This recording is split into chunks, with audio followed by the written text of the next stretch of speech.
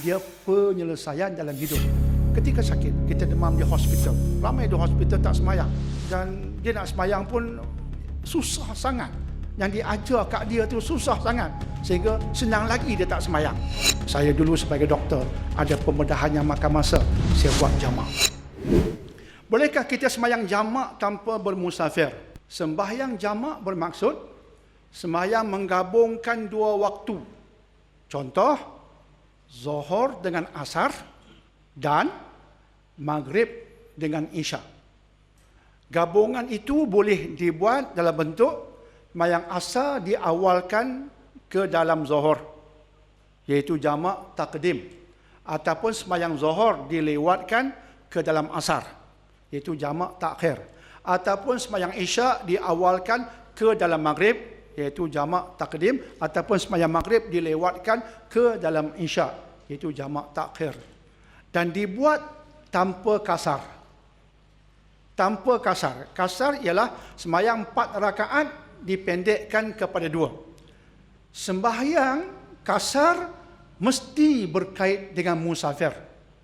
An-Nisa yang telah kita bincangkan beberapa lama yang sebelum ini.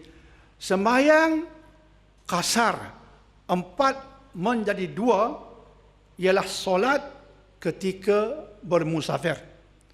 Tanpa musafir hanya boleh jamak, tidak boleh kasar.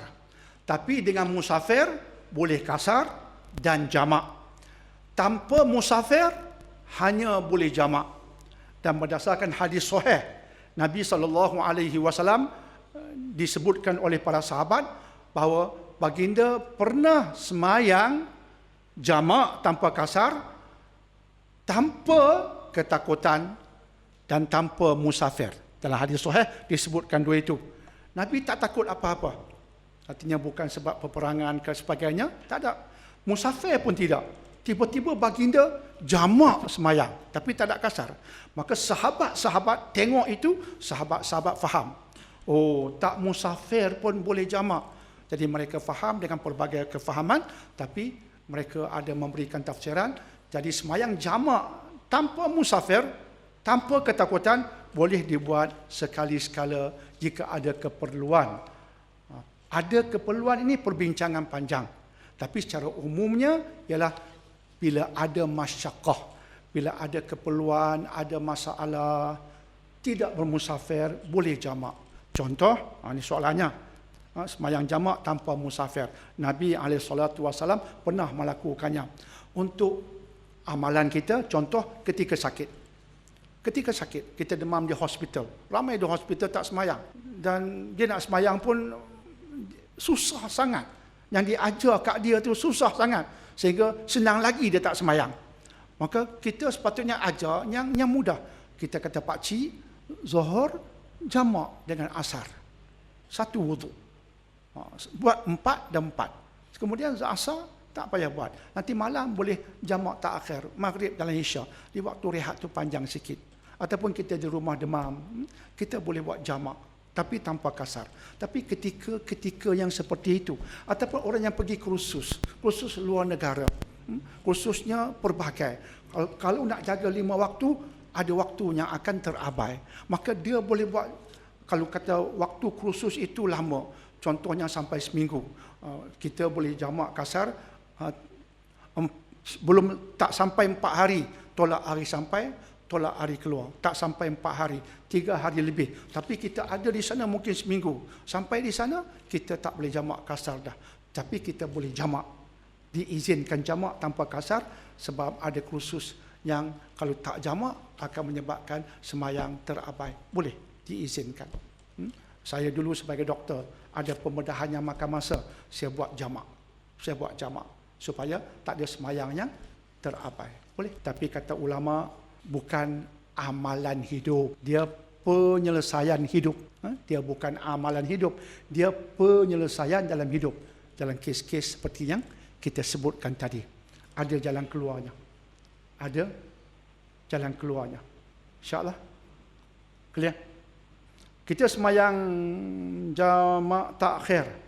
Buat Asar dulu ke Zuhur dulu? Ini semayang jamak takhir.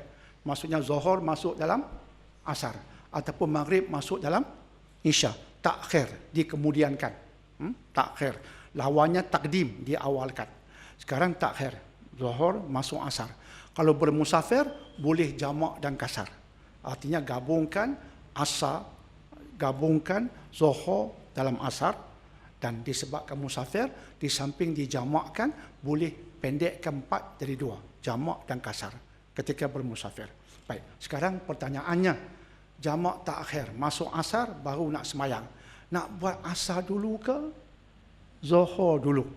Dalam kitab-kitab perbincangan disebutkan begini, sunat mengikut tertib waktu biasa. Sunat, kalimatnya sunat. Artinya sunat mengikut tertib semayang seperti biasa. Maksudnya sunat dibuat zuhur terlebih dahulu, kemudian baru asar. Tapi kalimatnya sunat, bukan wajib. Jadi, kalau seseorang itu katakanlah kita pergi semayang, RNR, kita bermusafir, kita pun masuk asar pergi semayang. Nak semayang, takhir. Tapi mereka sedang semayang berjemaah, asar. Semayang 4 rakaat asar. Kita boleh semayang ikut mereka, asar 4 rakaat.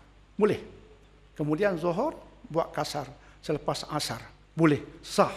Tapi sunat, kalimatnya sunat. Sunat ditertibkan ikut cara biasa, zuhur dulu. Tapi jika buat asar dulu, semayangnya tetap sah. Bagi jamak takhir. Sama juga dengan isya. Dibuat isya dulu, kemudian maghrib. Bagi jamak takhir pun sah. Tapi sunat digalakkan buat maghrib dulu. InsyaAllah. Itu pegangan. InsyaAllah. Allahu'alam.